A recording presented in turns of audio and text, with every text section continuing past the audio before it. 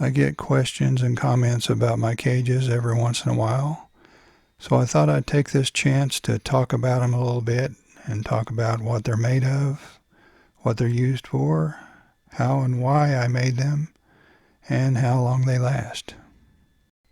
I'd like to take credit for the idea, but the idea wasn't really mine. My dad used these type of cages many years ago, and when he died, I inherited his cages.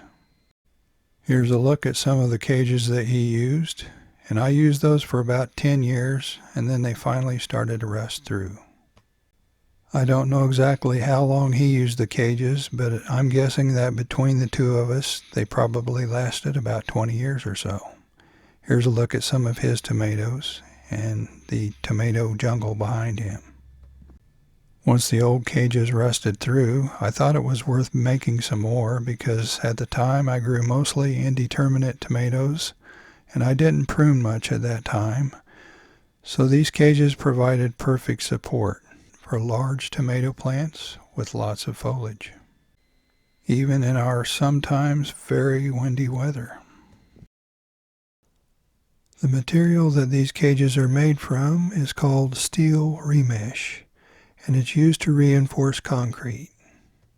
It's not galvanized, so if it's not rusty when you buy it, it will rust soon after you put it outside. It's sold in sheets or rolls, and the roll I bought was 5 feet by 150 feet. A roll of this stuff is pretty heavy and probably weighs somewhere around 150 pounds, I would guess. For anyone who is thinking about making some of these, I would recommend wearing long sleeves, some old work jeans, leather gloves, and some eye protection. When I started working with this stuff, I thought I could just use dikes to cut it, but I soon switched to my small bolt cutters, and it made the job a lot easier. Since each of these squares is 6 inches by 6 inches, there are 10 squares vertically. And I used 12 squares lengthwise, which made the diameter of the cages about 2 feet, or thereabouts. Then I sacrificed 1 square to leave a wire that I could wrap around the opposite side. Then I bent the end of it over so I wouldn't scratch myself. On this cage right next door, I had a bunch of extra wire nuts, and I put wire nuts over the ends on this one. There are probably other methods that might work better, but that's how I did it. I also made a few cages that were 8 squares and 7 squares, and they're much smaller in diameter. I recently became interested in growing dwarf tomatoes from the Dwarf tomato project. They have the great heirloom flavor in a plant that is a much more manageable size. Since I'm not growing any indeterminate tomatoes this year, and I'm using my narrow cages for the dwarf tomatoes, that leaves my larger cages open to use for other purposes. Even though I made the larger cages to grow indeterminate tomatoes in, they make great trellises.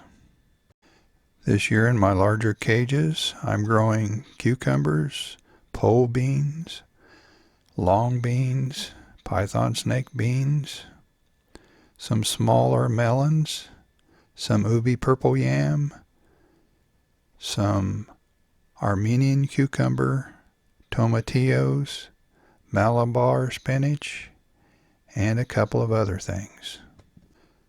I'm also adding bamboo to a few cages to extend them a couple of feet more. We're in the middle of June and we'll be harvesting our first long beans very soon. Even some varieties of peppers benefit from a larger cage. Like this Brazilian starfish that I grew last year, it got almost 5 feet tall. I can think of a couple of others like poblano and some of the ahi peppers that would also work well in a larger cage.